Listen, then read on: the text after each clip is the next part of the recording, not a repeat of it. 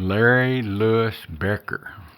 I knew my grandmother, Polly Howard, and I knew my grandfather, Joe. Before that, my John Joseph Becker came from Moorbach, Germany in 1889, and lived with Mom and Dad Becker at the Barton County Jail for several years until his passing. And he was a grumpy old man. He was happy being left alone, and Wayne Becker and I tantalized him an awful lot with our childhood antics, and Wayne actually tipped him over backwards in his rocking chair one time, and the result was a bunch of foul language from Grandpa Becker. And then he would get going real fast, and we would antagonize him, and then he'd get up out of his chair and chase us, and we'd go over and crawl under the buffet, and he'd kick at us. He couldn't reach us with his feet, but he could hit his shins on the front of the buffet, and then he'd cuss again. How old was he when he was living with he was jail? In his late 80s. So he was up there. Yes. So do you think he was always that cranky, or do you think it was just because he was really, really old? I think it's because he was old and he was being tantalized by two young twerps. So you didn't know your grandma, your grandma? I didn't know her, but my grandmother on my mother's side, Polly Howard, I knew her, and spent an awful lot of time in her home. She had a rain barrel, and she had a cellar door, and when she'd get ready to wash her hair, why, she'd send me out with a bucket, dip it in the rain barrel, and she washed her hair in rainwater and rinsed it in rainwater. Had a beautiful head of hair, and she was in her late 90s. Come into her house one time, and she was up on a ladder that she had a boarding house in Idaho Springs, Colorado, and she ran that and took people in, and that's how she made her living. And she never once filed an income tax paper, because she said the government doesn't even know I'm alive, and they will never get me. And she never made much money to make a difference anyway. And so we come in one time, Joy and I came up there, and Grandma Howard was on a step ladder and had a high ceiling, and she was on that pretty much close to the top ring changing an electric bulb. And she says, well, there's nobody else around that can do it. And I said, well, you could have waited on us. And she said, oh, I wanted to have it all done and looking nice. And one of the funny things on our honeymoon was she had a big dinner for family to help celebrate our honeymoon. And we went in, and as the victuals were passed around, I got my plate, and just when the chicken came by, I passed it right on by, and Joy nudged me, and she says, take some chicken, you're going to hurt her feelings. I said, Joy, I know what I'm doing. And we all sat down, and everybody had their chicken and their potatoes and their gravy and their salad, and Grandma, she gets up and comes back, and here's a nice big steak for me, because she knew I didn't care for chicken. Joy said, oh, that should have been my first clue, you're spoiled. And I've been spoiled ever since. Sounds like a good lady. Oh, she was. She was tremendous. Lived to be 98 years old. Tell me about your parents. Mom really was the business lady of the family. She kept all the books for the motel and for farming, the ranch and everything. Dad and I'd go out and buy cattle, and then we'd run all the money through her. And she's the one that kept all the books and made sure that everything was working the way it was supposed to. And then she also was in charge of the motel. and she had a big heart. She also had diabetes, and was told at an early stage in her my life that she would never live to see me graduate from high school because of diabetes. And back then, you didn't know much about diabetes, but she took 2 shots every day.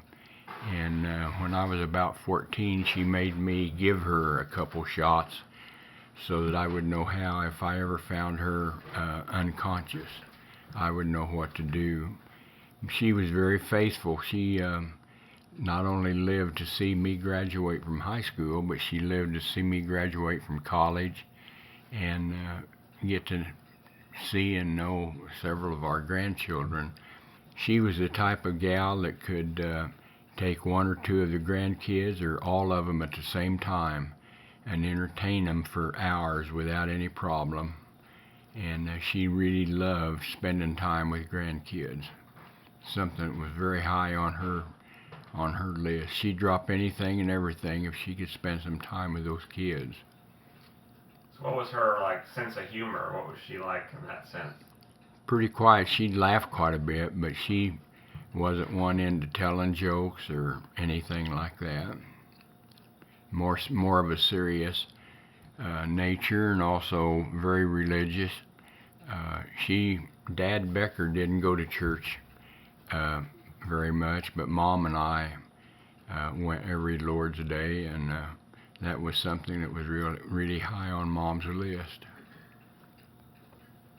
Well, tell me a little bit about your dad. Well, he was sheriff elected 2 different times, once back in the 40s and once back in the late 60s and 70s. They called him back in to straighten a few things out there in Barton County, and Dad Becker could tell you a lot of different stories about wrecks, robberies, murders, things of that nature. And he also farmed, and he also was an auctioneer. And that's one of the regrets that Joy and I have, is that we did not ever get to record any of his auctioneering. It was pretty much self-taught, and he used to go out to estate sales and farm sales and be an all-day auction going on, and he'd be up on a wagon, a hay wagon, and a tractor would pull him around through the farm, various articles and things, and try to sell them, and did a super job. And there was times that he bought some things that wouldn't sell and brought them home, and eventually tried to sell them somewhere else. So what was his personality? Was he strict and like your mom, or was he different? He's pretty strict, pretty straight arrow. His philosophy was, if you put your feet under my table, you're going to follow my rules. And his disciplinarian, Linda Sisson, could come in and say, Grandpa, I've got something going this weekend, and she'd go over and sit on his lap, and boy, he'd reach for his billfold and help her get a new pair of shoes or something so that she could go to the dance or whatever it was. I could ask for 50 cents, and the answer was, well, what'd you do with 50 cents I gave you the other day? But he'd always dig in and get me another 50 cents so I could go to the movie or whatever. One of the things that Joy didn't know, and a lot of you guys have never heard about, back when when Dad was in jail the first time, I could get milk bottle caps and save them from the jail. And those milk bottle caps, I think it took 6 caps, and you could get into the movie for free. And there were times that I'd have 15 or 20 milk bottle caps, so I could take myself and my buddy and go to the movies. And there was a couple times that older boys would catch us and take our bottle caps away from us. So I'd just have to run back home and get some more so that were able to go to the movies. And I don't remember how long that lasted, but it was a pretty neat deal to be able to go to the movies for free. Thing that was nice about movies back then, they always showed a cartoon, Then they always showed you things that were going on in the war, where the enemy was and where our soldiers and sailors were and what fight was going on and how it was going. One of the sad things about war in that time was there was no communication between your military people and people back home. Didn't have cell phones and didn't have telephone or cell phones, and they'd write a letter, and a lot of times when the letter came home, it had been sliced up, and people had gone through it and crossed out anything that had any indication as to where that military person might be. Joy's brother one time wrote a letter home, and he was in Saipan, but to get that through, he worded it so that when I was out roaming around the other day, I ran onto Sai here where I am, and he says, "Oh, by the way, one of the things that I bought Joy was a little pan for her birthday when I get back home."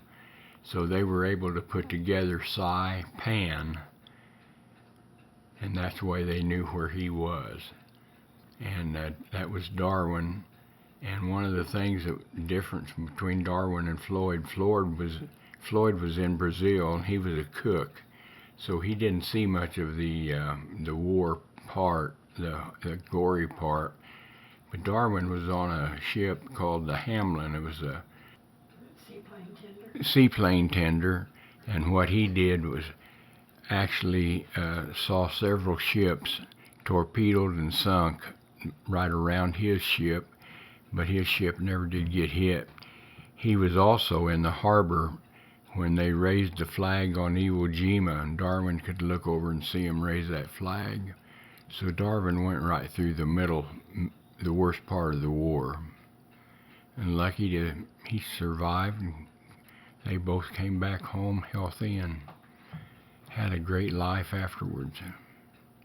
So none of the Beckers were in World War II, is that right? Right. Elmer was classified 4F because of a knee injury that he had playing football. And at one time they had to cut Elmer's kneecap open, and this was before antibiotics. And what they did then was pour just pure alcohol into that kneecap, and he said he could hear the nurse, her feet coming in down through the hallway, and he'd start screaming before they ever poured the alcohol in his knee. He said it hurt so bad. And Harold then got deferred because he was a farmer producing milk and produce for the world, and also had rheumatic fever, and he didn't get to go. So one of the things that's really weird about Joy and I, Joy had rheumatic fever and I had rheumatic fever, and it looks like pretty much we both had it about the same time. Joy, when you were 12 years old, and I had mine when I was 15, and then I had it again when I was 16 and 17. So me having right out of high school, I tried to enlist in the Navy with 5 of my buddies, and they took my 5 buddies and left me at home because I'd had rheumatic fever. I couldn't get in, and tried one more time to draft me, and at that time I was engaged and had getting married, and I decided, well, I tried to get in one time, and now they want me, but I'm not going to go. So I didn't go, and we were in Emporia and got the draft notice, but the lady had sent that draft notice on to Great Bend, but she had looked at it and said that I was classified 4F, so that ended my opportunities to be in the Navy also. Well, tell me about your. So Harold was the oldest, right? Harold was 20 years older than I was. Elmer was 17 years older. And I was one last attempt at a sweet little girl, and I really fouled him up. 'Cause I'm not a sweet little girl. And Harold was, well, I guess an older brother I've always felt was someone to lean on, someone to set the example for you, and someone to ask for help.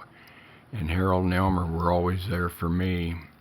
And Harold was wanted to go to college. Elmer wanted to go to college, but Mom and Dad Becker couldn't afford to send him to college back in the dirty 30s, and so they Harold finally went to a business college in Hutchinson and got a real good education there, and was a dairy farmer and a farmer for years, and just about went bankrupt when another young guy came to Great Bend and had all the equipment to make ice cream. So they got together and started making ice cream, and we would deliver ice cream and milk home to home. And Wayne and I would run the route early in the morning before school, and then Harold would drop us off at school just in time to go in and hit the books. They were not able to make it with Mom Becker told them, said, you guys can't buck metal gold. Metal gold's too big for you, and competition's too tough, and they got too much money behind them, and you guys are going to really have to work hard to make it work. Well, they couldn't make it work, and so eventually just about lost everything that he had. And then Dale 4E came to town and was asking around the people in town who was one of the hardest working, most honest individuals that they knew. And several of the different, as this Harold would go around different places, the answer was always Harold Becker. So Dale 4E looked up Harold and offered him a position in the tire business, telling him that if he would get into the tire business now, that he would set it up so that within a few years Harold could own half of the tire business, and eventually down the road be able to buy the whole thing. And so that's what Harold did.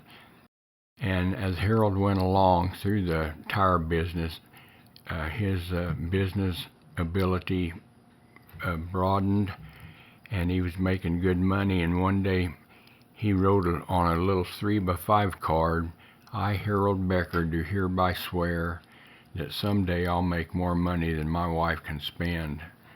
And that was quite a chore, because about every 4 years Lois wanted to redecorate her home with new drapes and wallpaper and furniture and stuff like that, but Harold was eventually to stay ahead of her, so it was pretty neat. Well, tell me more about Lois. What was she like? Lois had a friend named Bernie. That was Elmer's wife, and Lois and Bernie were very, very close. Lois was a good cook, a good homemaker, and she was always full of jokes and always laughing. She was a good mother, kept pretty busy with the family. How about Elmer? Why don't you tell me a little bit more about him? Elmer got into the motel business. He and Bernie had been on a honeymoon, and in the honeymoon fell in love with a little town in Colorado called Idaho Springs. And he went up there eventually and bought some land and bought a motel. And through that motel made enough money that they wanted to do something for the kids in Idaho Springs. And so he decided he was going to build a skating rink down on the bottom floor in the basement of their building, and then in the next level up above would be a bowling alley that had four lanes, and then in the front was a snack bar. And it was doing pretty good, except during certain times of the year, the bowling would cease, and so the income would go down, and eventually things got real tight because of the high taxes, and the building that he built was far too expensive of a building and cost more in tax money than it should have. And Mom and Dad went out and tried to help him save that building, the business, but it didn't work, and he eventually lost it. And Elmer and Bernie moved back to Great Bend, bought a motel back here, bought in with a motel, and also a little bit of farming, raising pigs and cattle, and then went in to work with Sears selling steel beams and steel and tires and stuff like that. And that worked for quite a while, until there was an explosion in the Becker for Retire business there on Main Street in Great Bend, and that explosion killed one of the workers that was very, very near and dear to all of us. At that point, Elmer then got out of the tire business and went back into the motel business, and helped Mom and Dad run that for quite a while. And then he branched out and got into his own mobile home development area, like Barton Hills and the other area down by the Kiowa River. So what was the dynamic between Harold and Elmer? Did they get along pretty good most of the time? Just about all the time. They worked together. They were very, very close brothers. Were they both pretty serious, or were they kind of more jokesters? Both. Both knew when and where to have fun and how to have fun, and they both enjoyed jokes, and both enjoyed playing jokes. And the four of them did an awful lot of traveling in their younger years. Then as they got older and the kids got older, why Mom and Dad Becker would babysit the kids, and Harold and Lois and Elmer and Bernie would take off for a week or two and just really enjoy life. Tell me a little bit about Bernie and her personality. Bernie was a tremendous home keeper, a good mother, a good wife, and she was always in for a joke, always had a smile on her face, and always impeccably dressed, and was a tremendous cook, especially her cherry pies. They're known throughout the county. In her older years, we used to laugh at Bernie. She could sit in her rocking chair in the living room and holding a cup of coffee out in her hand, and she would eventually just doze off and go to totally asleep and not spill anything in that coffee cup whatsoever. We just laugh and laugh. The other thing, as she got older, she kept the furnace turned up real high. It was most generally around 80 degrees when you went to Bernie's house. The first thing Jerry always did when he came in was turn around and get the thermostat and turn it down to about 70. And it wasn't long before Bernie was cold, and she'd go back over and eventually turn it back up. And Jerry'd wait till she was gone for a little while, and then he'd go back and turn it down, and that got to be a game. Oh, Elmer and Bernie had eloped. They had been planning a wedding, and Elmer decided that was going to cost too much money, and so he talked Bernie into eloping and saving that money, and I'm not sure where they went on their honeymoon.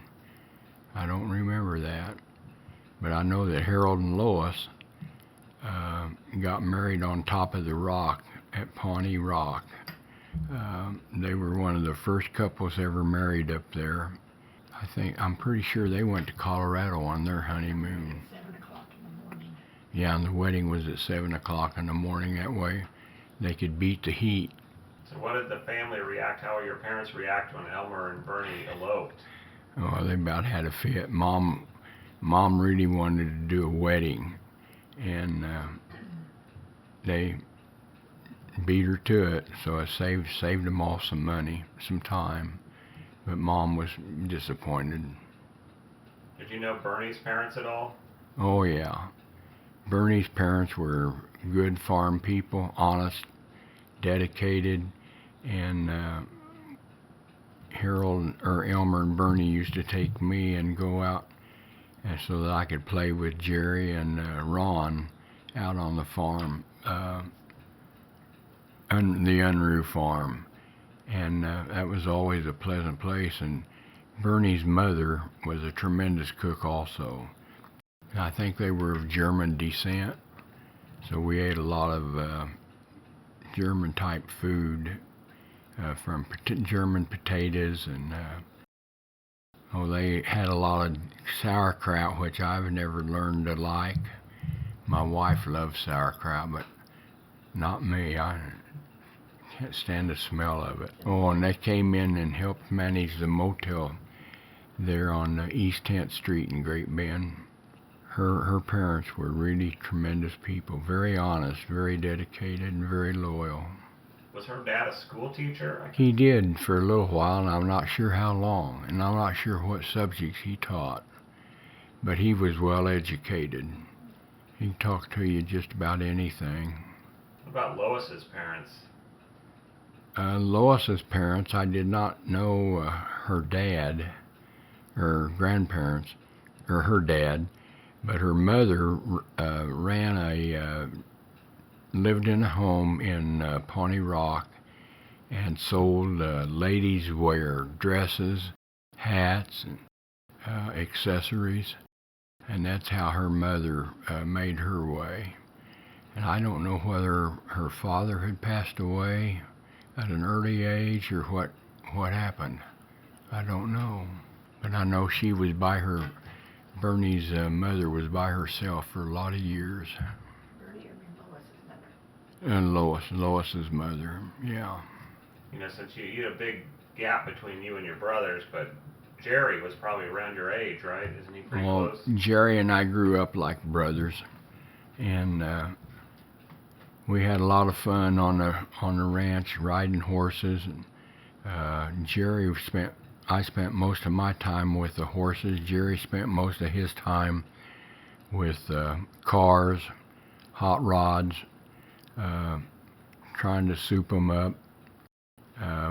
He and Wayne would go out to the drag strip and drag, and but Jerry really got a tremendous education with the automobiles by taking them apart and putting them together and rebuilding this and rebuilding that. And I think I was probably 25, 26 years old before I ever changed spark plug on anything. So my automotive ability is pretty weak. So Wayne was pretty close to your age too, or? Wayne was right in there. Wayne and Jerry and I were kind of the three musketeers. We get together and do a lot of things together and go to horse shows together, rodeos together, go to the movies together, and we spent a lot of time up at Lake Barton when it was up and running. It was a beautiful place. Go over there on a hot day and cool off in the lake. I became more of a swimmer than Jerry and Wayne. Jerry and Wayne helped bale hay from time to time, but not so much. As they got older, they had other endeavors. They both had jobs here, there, and yon, doing different things, and I don't know for sure just what all Jerry did, but Wayne worked a lot at the tire business, learning that from ground up, which proved real beneficial for him. So you were born in Great Bend, right? I was on Stone Street, not Stone. Anyway, it's right across the street from the Church of Christ to the little white house back in the back, and it's still standing today. I was born in that house, and then they transported Mom and I to the hospital, St. Rose Hospital. And And you went to Great Bend High School, right? Great Bend High School, first class to graduate out of the new high school in 1953. And my goal was to join the Navy. Me and 5 of my buddies drove to Salina, Kansas to enlist in the Navy.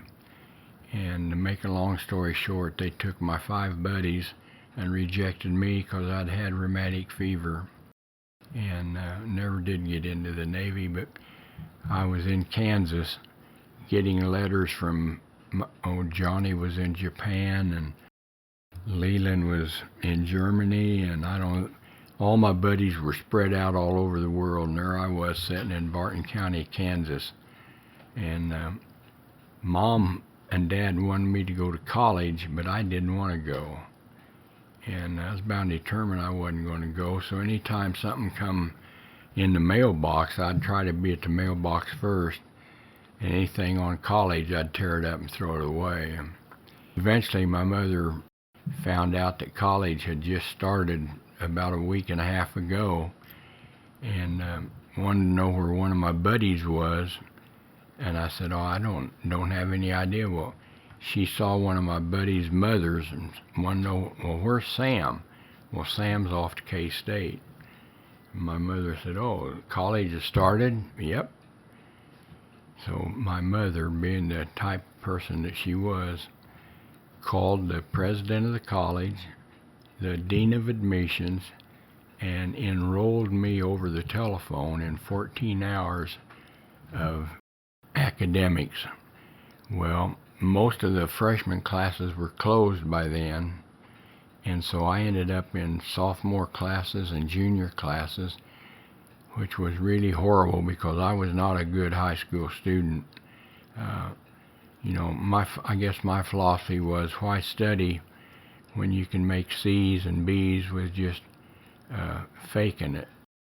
And so when I'd been plowing and come home one afternoon, long towards evening, and there were suitcases at the front door.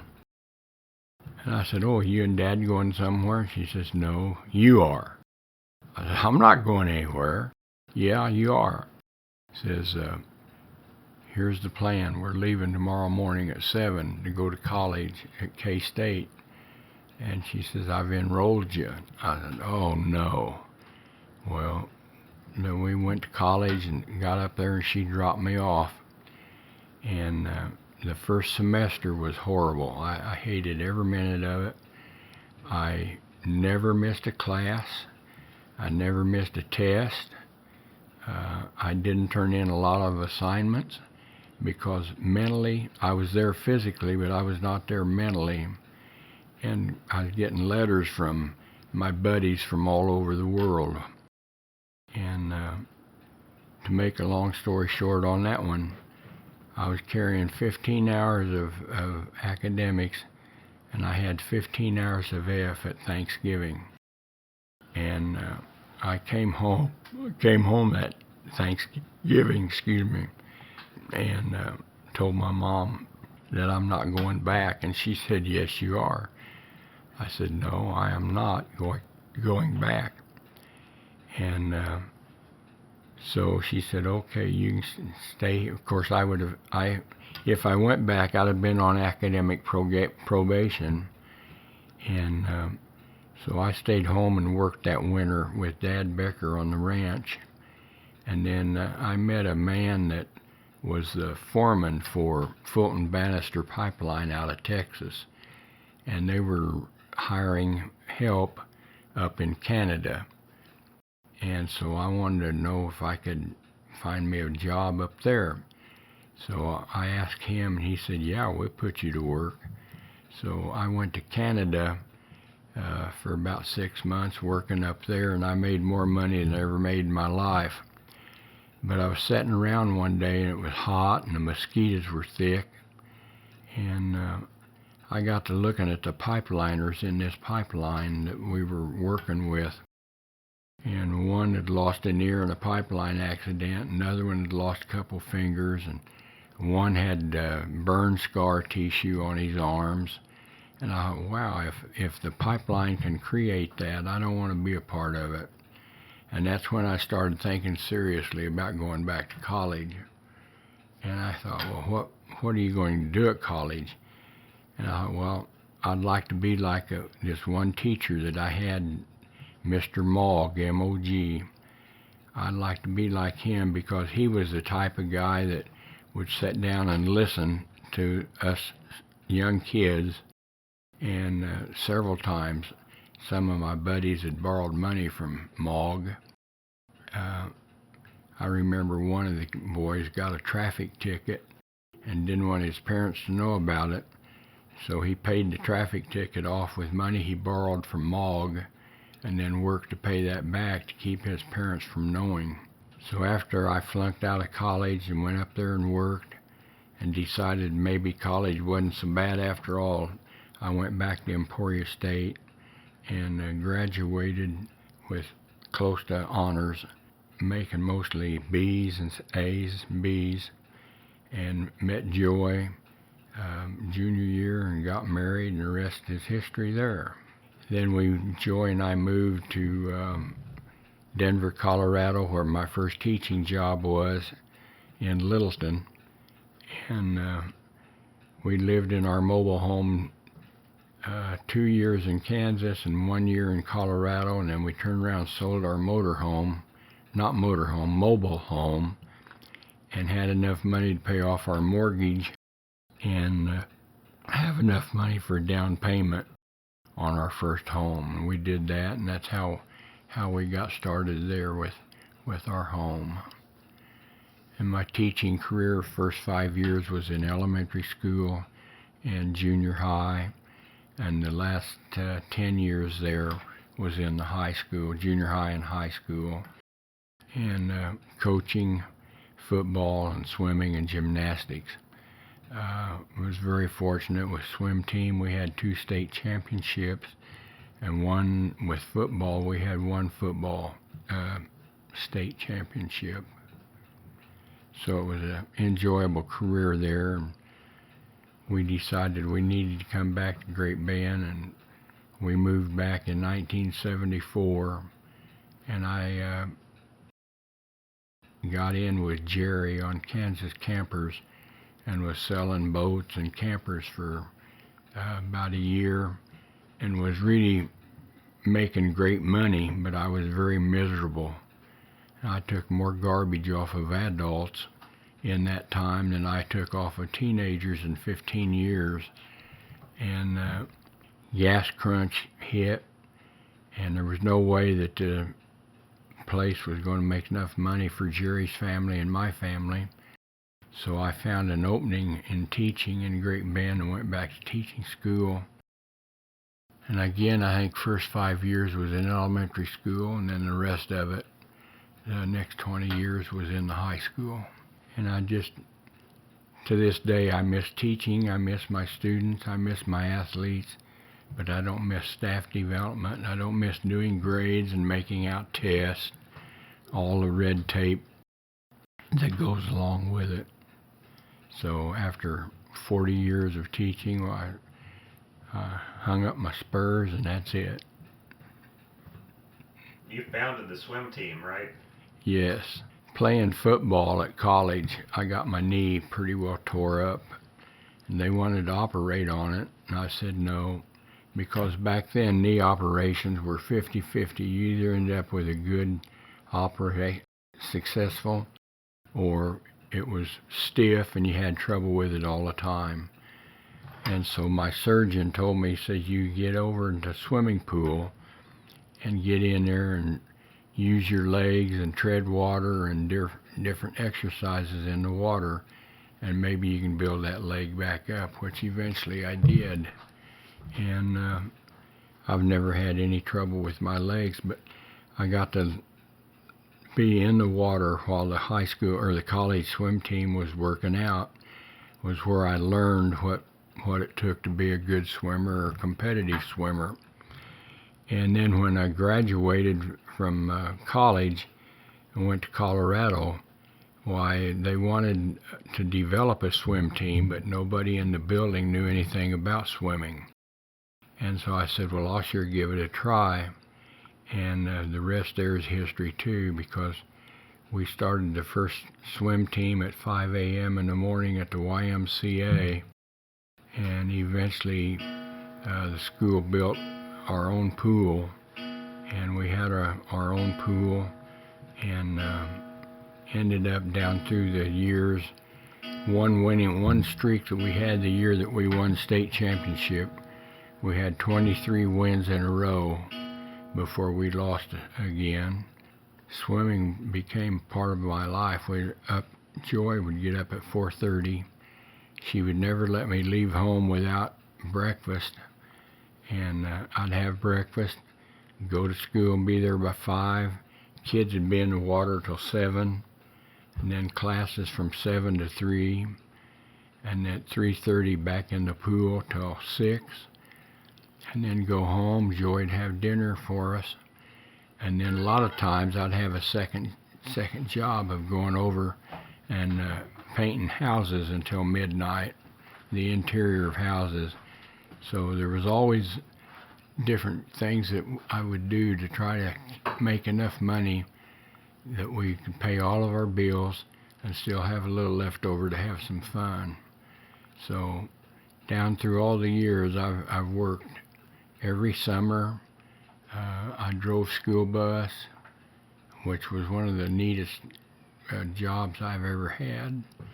It was fun driving a school bus, looking down the street and seeing little boys and little girls sitting there with their dog waiting to get onto the bus.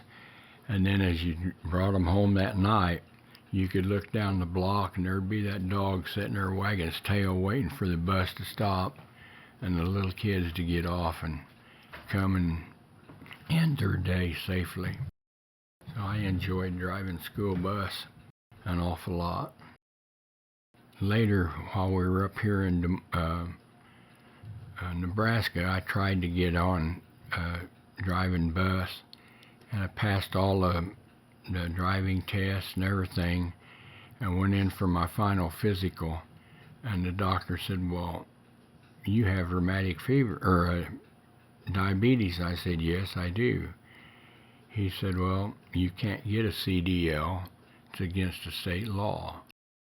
So there I was again, wanting to make some extra money and drive a school bus, which was badly needed, but the law wouldn't let me because I'd had the diabetes, and that would have been about $50 a day, which would have been very enjoyable. We could have used it, because as you grow older, you'll find out that your retirement money never increases. It always stays exactly the same.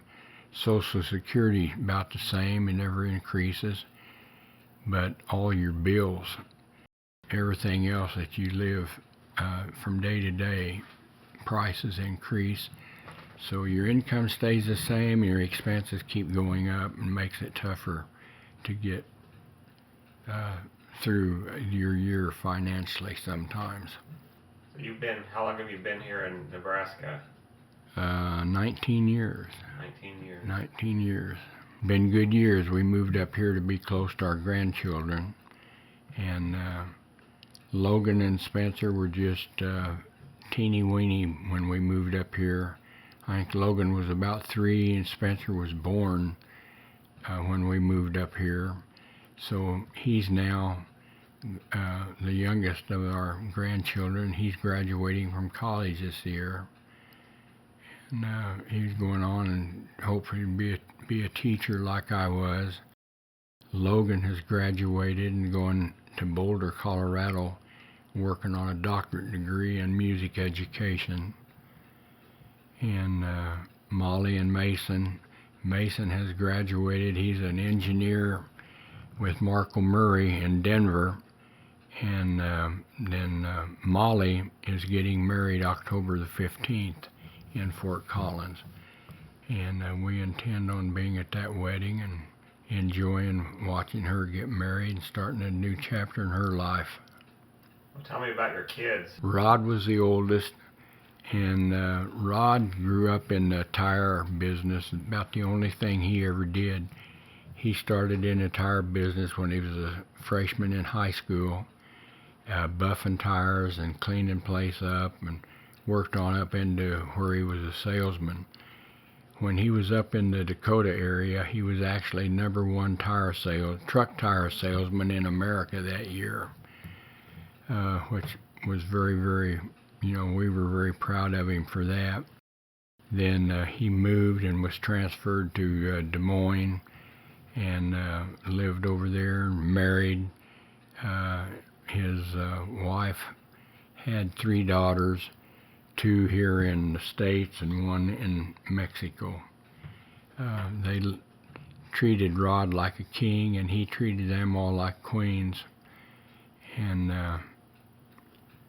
Kayla then, Kayla and Brent had moved here from Seattle, Washington, and when we'd go out to see them in Seattle before they moved to Nebraska, why, we would have a lot of tears when we left and so forth. So Kayla and Brent eventually moved here in Papillion and said, okay, we've done our part to move closer back to you guys. Now it's your turn to move up here. And that's what brought us up here was Kayla and Brent. They lived 6 blocks one way from us, and Jeff eventually was transferred with the FBI, and he lived 3 blocks down the street from us. And his 2 young'uns, Molly and Mason, I've told you about them. And Jeff spent 30 years, started out as a financial analyst at a bank in Oklahoma City, and ended up being an agent for the Bureau. Pretty much got fed up with the politics in the Bureau and the lack of professionalism from some of the upper level units in FBI. So he retired after 30 years, and Jeff and Brenda moved to Houston, Spring, Texas. So we hope to be able to go down there sometime in late October, early November to see Jeff and Brenda in their new home. Oh, okay. Brenda brought 2 boys into the mix, Aaron and Levi.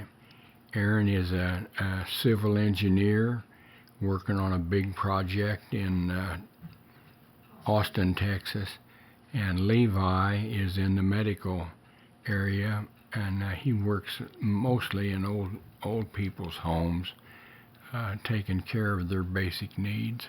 So tell me something. What's the best prank you've ever been pulled on somebody? You ever pull any pranks on anybody? Well, one of the things that we did as adults was we went from door to door of some of the people that we knew.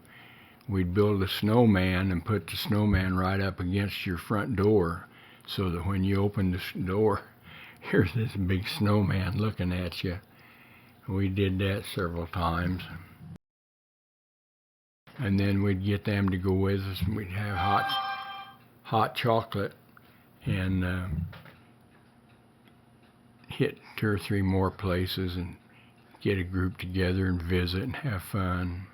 Did your students ever pull any pranks on you, or your athletes or anything?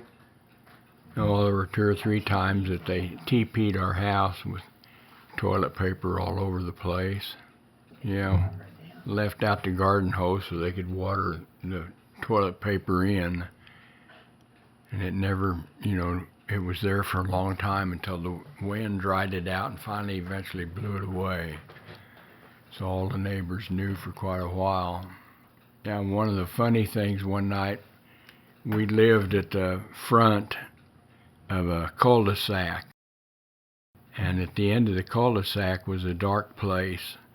And a lot of the college kids would go down at the end of that cul-de-sac and sit there and neck and make out a little bit. And one night about 12:30, knock on our front door and opened it up, and there was one of our cheerleaders and one of my football players that were hooked together mouth to mouth. Their braces got stuck together while they were necking.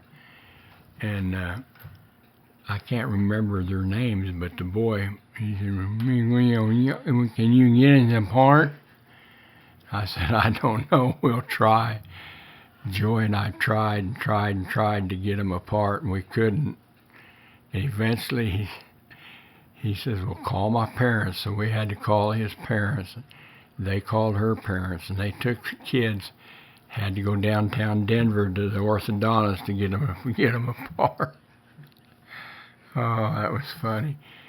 And finally, next morning, he said, Coach, you're not going to tell them my buddies about this, are you? I said, not until I see them. Oh, that was funny. Your kids ever get in any kind of trouble? They ever cause you trouble?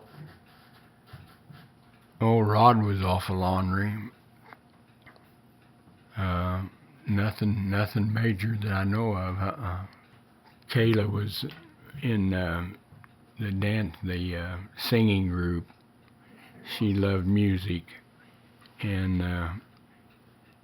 to earn some money, well, they had to sell so many boxes of chocolates, candy bars, and this was back in the days before air-conditioned cars to a great degree, and we never thought, but she got a whole bunch of boxes of chocolate candy bars, put them up in the back window of our car, and we drove around while the sun was melting all those bars.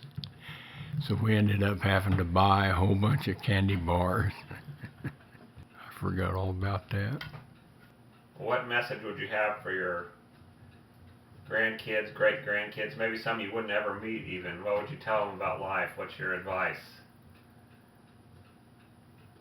Work very hard at always trying to do the right thing, because it is the right thing to do. Set your goals, set your dreams, and don't change them for anybody. They're yours. And make it very personal. Sit down and line up some things that I think it's important that you even take a sheet of paper and write down the attributes or the characteristics of the individual you'd like to marry. Put down and be very, very specific. I know I've got a sheet of paper here somewhere with about 30 attributes on it, and I based a lot of those attributes on Bernie Becker. Her characteristics, her attitude, her demeanor, the way she treated everybody and the way she treated her family was what I wanted for a wife, for me. Good cook, and then all the other attributes, and dream about it. And don't settle for anything less than what you want. And because of that, why Joy and I have celebrated 64 years of our marriage, and looking forward to a few more years to add to it. I think it's going to work.